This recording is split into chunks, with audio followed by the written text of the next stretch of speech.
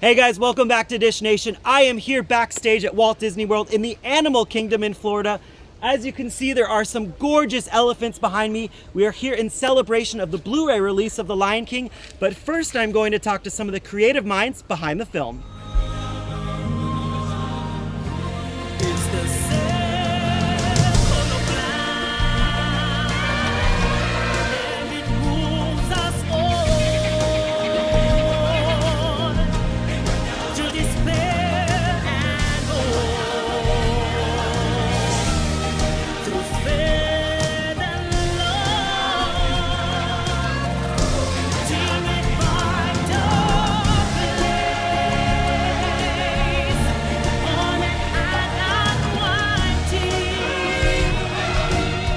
First, kind of tell me what your title is and what exactly does that mean?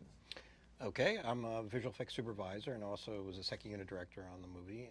And what it means is that I sort of figure out what's the best way of filming this or getting this onto film, especially since it's all digitally created and it's all virtual in essence. And then we decide what we're going to do and then produce it to allow the filmmakers to come in and actually do the type of film they wanted to make in a way that's a little easier than they would have thought, you know, in this kind of virtual world. The animals in this movie, they look so freaking real. How did you guys make them look so real? Well, that's a tough question. How to make it look so real? Yeah. The animators and Jon Favreau studied tons and tons and tons of natural footage, documentary footage, anything that was online, that kind of thing. We went to Africa and actually went here and filmed animal behavior and stuff like that. So they would go through it and find behavior that seemed appropriate for a particular scene or a shot or an idea, and then they would emulate it and do it with tremendous amount of fidelity. That's why they look so good. And then there's a whole list, there's a whole, like almost like 500 people who actually make all the hair grooming and all that stuff that makes something look photoreal. And every time they take a breath, everything moves in their body, including the tail, all those little details. And then when the light hits it and the light hits it just right, it fools your eye into thinking it's real. So it's the sum total of many things make it look real, but it starts with the performance, it starts with the behavior, which is naturalistic. We didn't try to do anything that they wouldn't do. So and we hit kind of the magic formula where it looks real.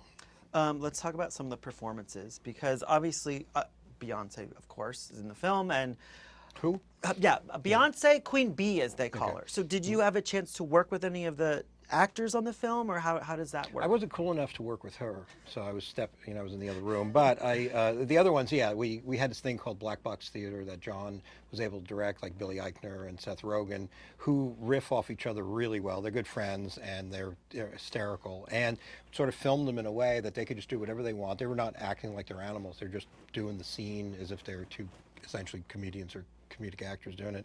And then we filmed it with like 8 or 10 cameras to get every kind of nuance, every kind of breath that they would take, and all that sort of stuff to add their particular comedic flavor to it. So we work with them quite a bit, and a lot of them were James Earl Jones was in New York, so we sent a film crew. Actually, my son actually went there and filmed him to give the animators, all the different looks of him performing. And Chiwetel was in London, and so not everybody was in the same spot at the same time. But Billy Eichner came in, and Seth, they came in a lot, and they changed some dialogue and did their own thing. And John would pick and choose the best jokes and the best moments. So when Billy and Seth are doing their thing, the animators are doing one thing, and if Billy and Seth kind of go on another way, does that kind of agitate animators? Because they're like, but we just do Well, they actually have to wait for them, because you don't know what they're going to do. So, and because we wanted them to just do something, a little more improv, you had to wait for them. So they had an idea of what the scene was and what the kind of the blocking is, but then they might influence it. So even when we virtually filmed the beginning versions of it, just so we have something to draw on, their performance, changed it, and they would see what we did, and then they would do their own thing and then go, well, that's better, we have to do it. So this movie presented a really unique opportunity to bring the filmmakers here to Disney's Animal Kingdom. The filmmakers spent about 6 weeks here collecting reference footage for the movie.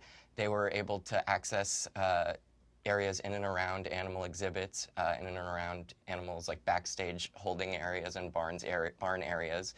And they were really able to get up close and personal with these animals and focus on animals in their naturalistic environments doing natural behaviors.